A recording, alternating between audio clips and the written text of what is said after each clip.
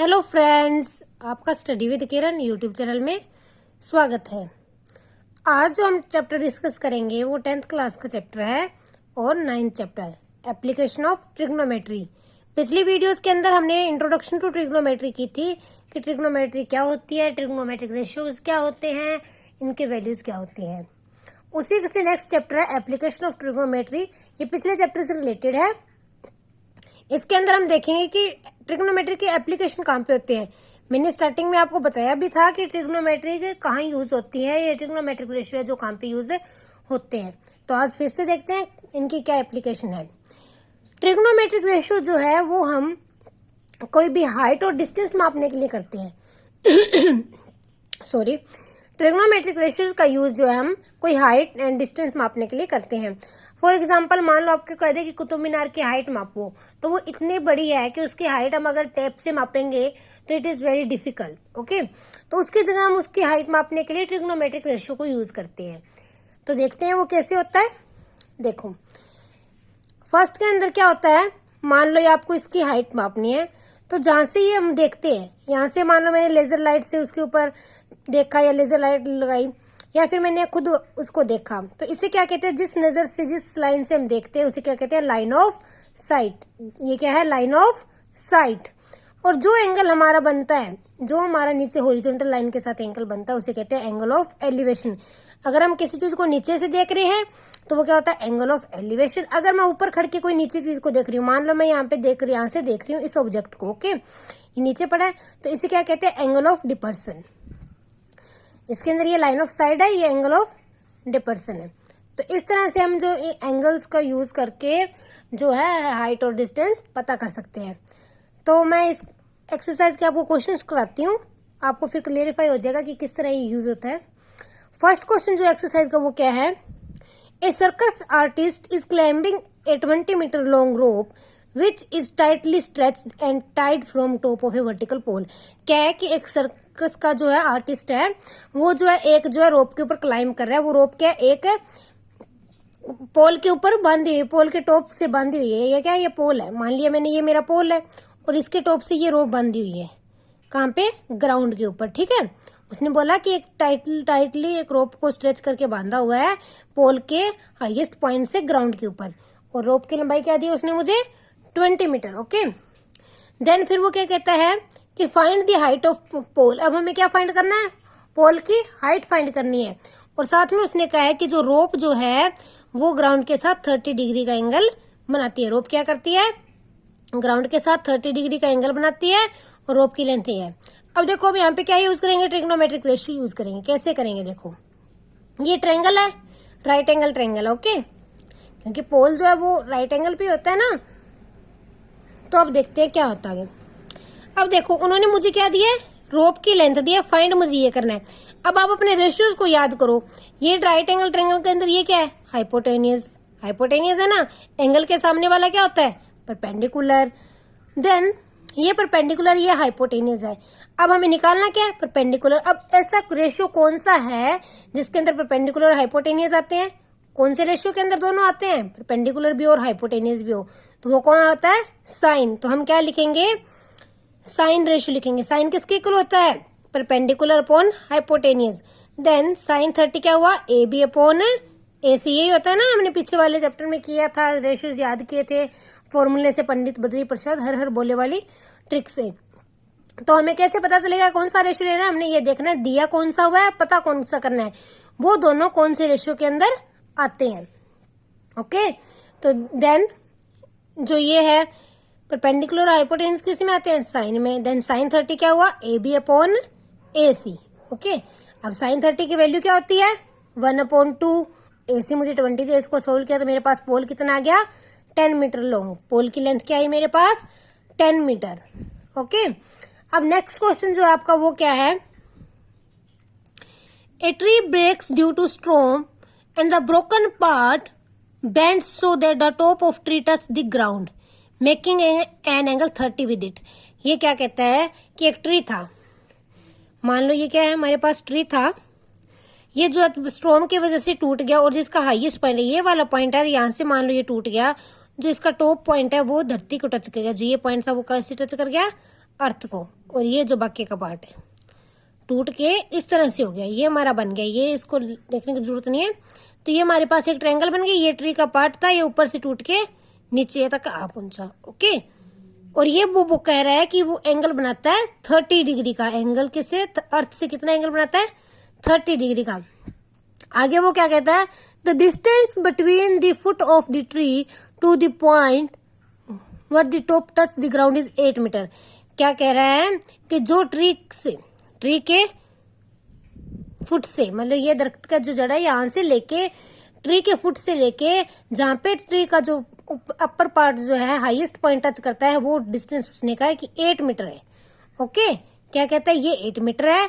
ये ट्री जो टूटा है ये 30 डिग्री का एंगल बना रहा है, ये हमको उसने 8 मीटर दे दी। Okay, then find the height of tree. अब हमें क्या पता करना है, ट्री की हाइट पता करनी है। ओके, पूरे ट्री की हाइट पता करनी है। ठीक है, अब देखो पहले मैं क्या फाइंड करूंगी, ये फाइंड करूंगी।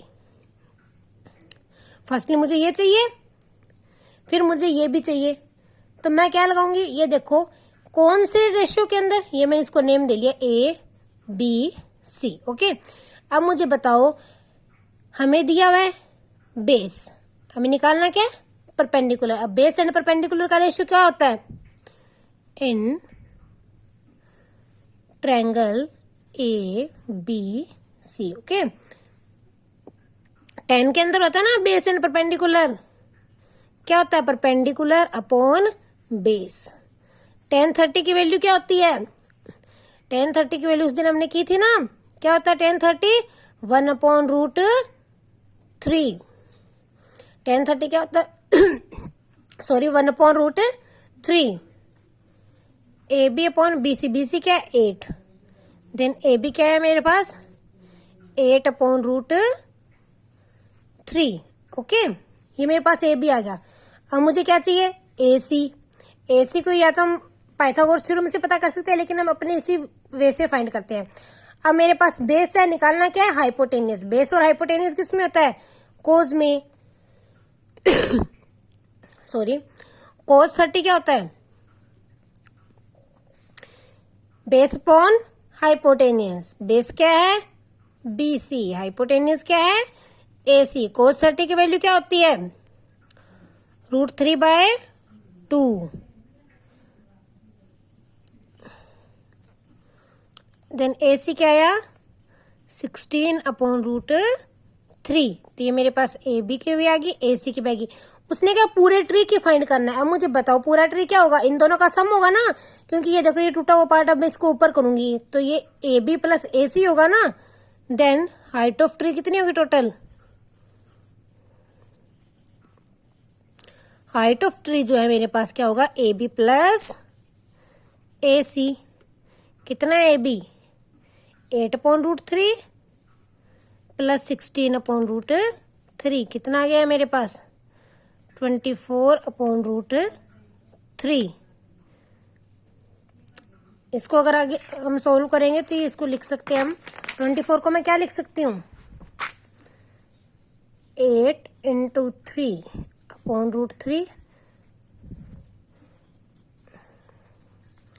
3 को मैं इस तरह से लिख सकती हूँ ना, 2 बार रूट करके, ये कैंसिल हो गया, तो ट्री की हाइट कितनी आ गई 8√3। ओके, तो ये हमारे पास क्या आ गई, height of tree. Next question क्या है, a contractor plan to install 2 slide for the children to. क्या है कि एक कॉन्ट्रैक्टर है, वो 2 स्लाइड्स बनाना चाहता है बच्चों के लिए पार्क के अंदर। For the children below the age of 5 years she prefer to have a slide whose top is at the height of 1.5 metre. क्या कहता है कि जो 5 साल से छोटे हैं, ठीक है, जो 5 साल से छोटे हैं उनके लिए 1.5 मीटर हाइट की स्लाइड बनानी है उसने। फर्स्ट तो ये है। सेकंड क्या कह रहा है उसको, सेकंड क्या है कि एक मिनट,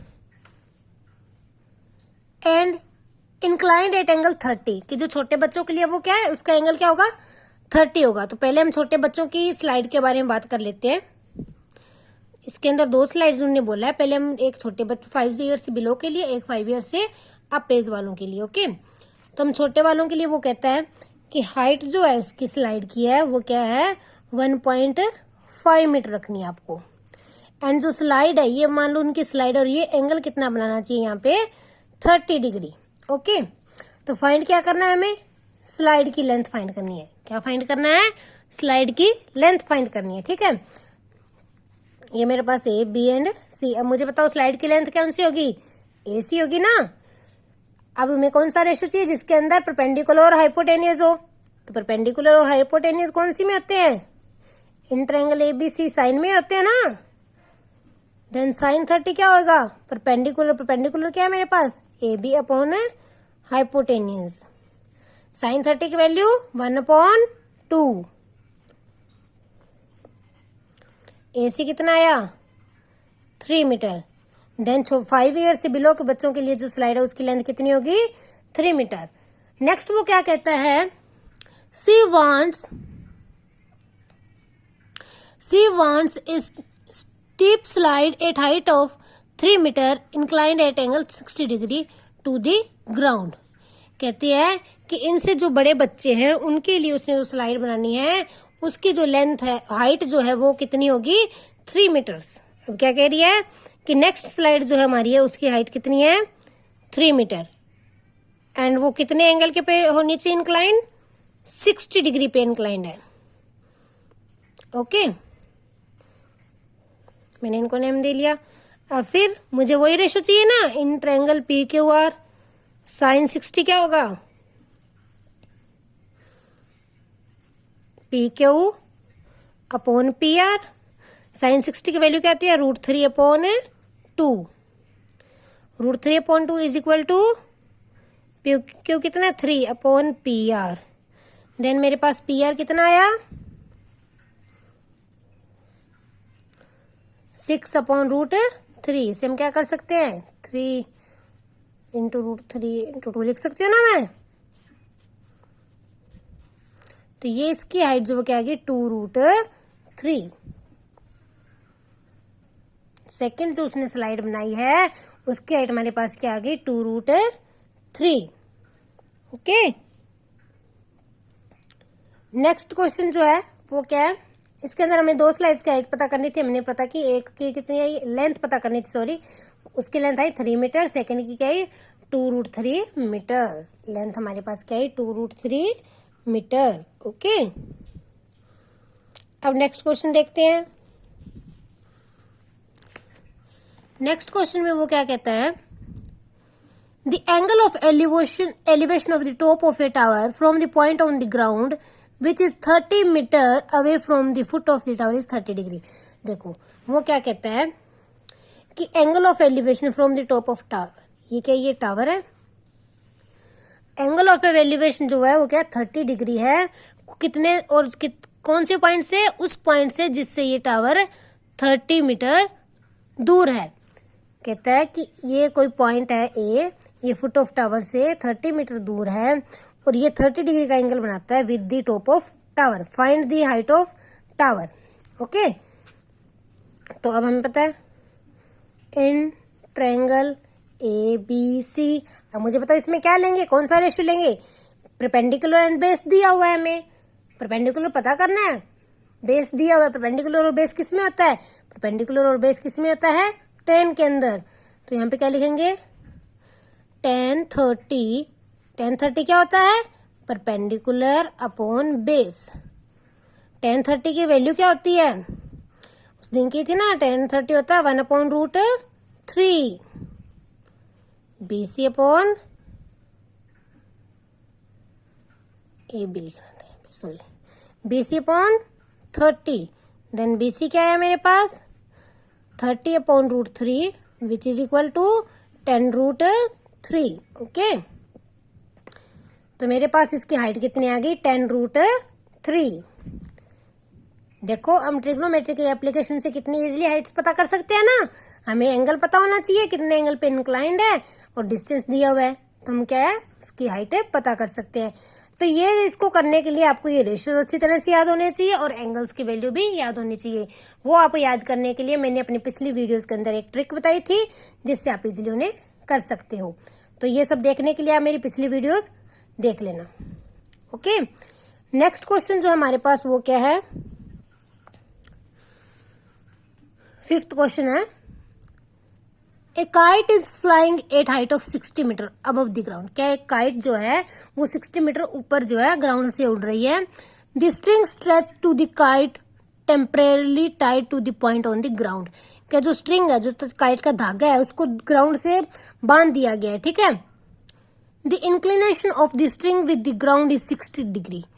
अब वो देखो क्या कह रहे हैं, वो कह रहा है कि ये काइट है, मान लेते हैं ये हमारी काइट है, ये जो है कितने मीटर अबव उड़ रही है, 6 मीटर अबव है ग्राउंड से 6 मीटर अबव जो है जा रही है, और जो इसका स्ट्रिंग है उसको हमने ग्राउंड के ऊपर बांध रखा है, और जो ग्राउंड पे बांधा है तो वो कितने डिग्री का एंगल बना रही है ग्राउंड के साथ, उसने कहा ये 60 डिग्री का एंगल बना रही है, ग्राउंड के साथ 60 डिग्री का एंगल बना रही है, ये 60 मीटर हाइट है।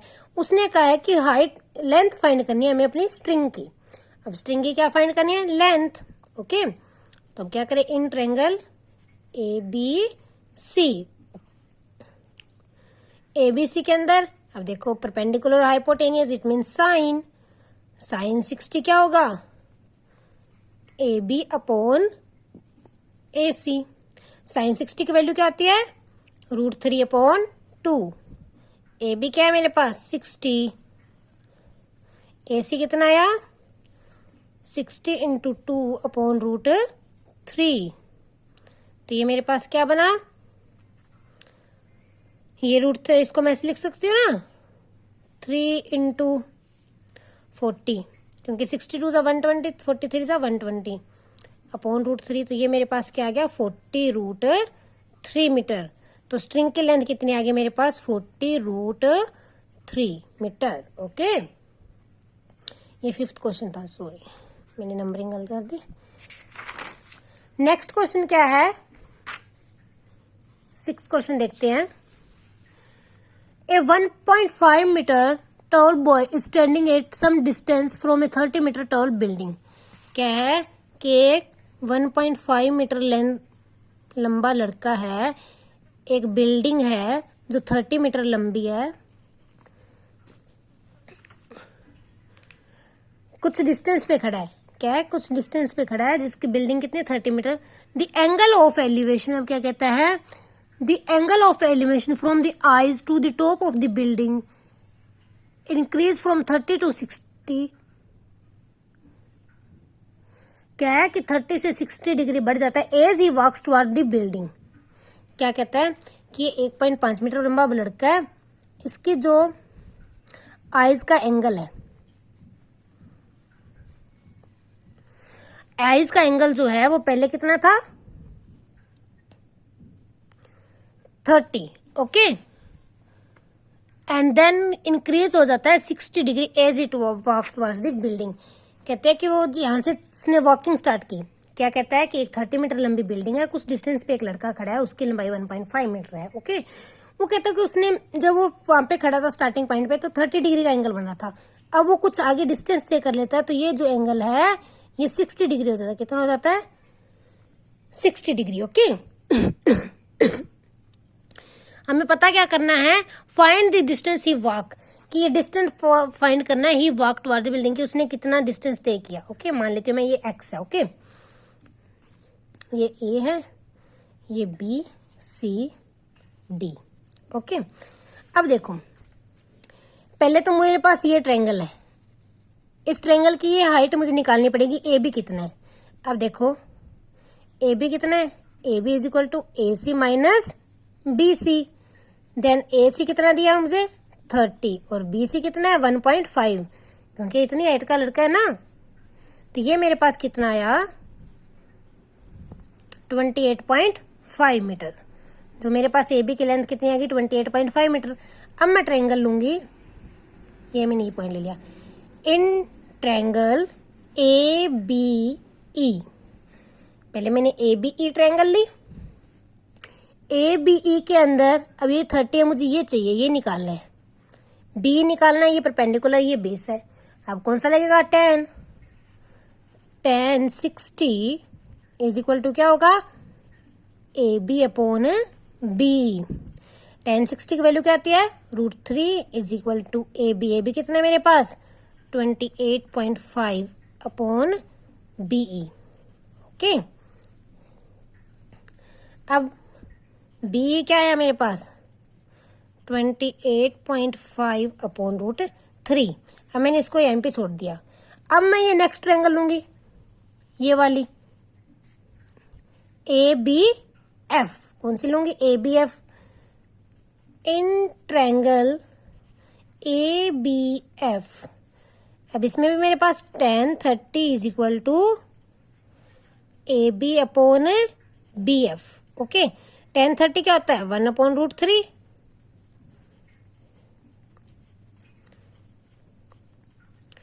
देन मेरे पास बी एफ क्या आ गया 28.5 इंटू रूट 3। अब देखो मुझे चाहिए क्या? E F. Okay, E F क्या होगा? B F minus B. Then 28.5 into root 3 minus 28.5 upon root 3। यही होगा ना ये डिस्टेंस?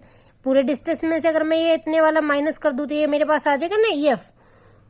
ओके, अब मैंने इसमें से कॉमन निकाल लिया 28.5। अंदर मेरे पास क्या रह गया? Root 3 minus 1 upon root 3। Then ये क्या आया 28.5 3 माइनस 1 अपॉन रूट 3। 28.5 3 माइनस 1 2। इसको 2 से मल्टीप्लाई किया, ये आ गया मेरे पास 57 अपॉन रूट 3। अब 57 को मैं क्या लिख सकती हूँ? 3 इंटू 19 अपॉन रूट 3। तो ये मेरे पास इसकी वैल्यू आ गई 19 रूट 3। तो ये जो डिस्टेंस आ रही है ये क्या आ गया मेरे पास 19 रूट 3। ओके, तो हमने कैसे फाइंड किया? हमें उसने क्या दिया कि एक लड़का इतना लंबा, वो पहले एक पॉइंट पे खड़ रहा है, वहां से 30 डिग्री का एंगल बन रहा है।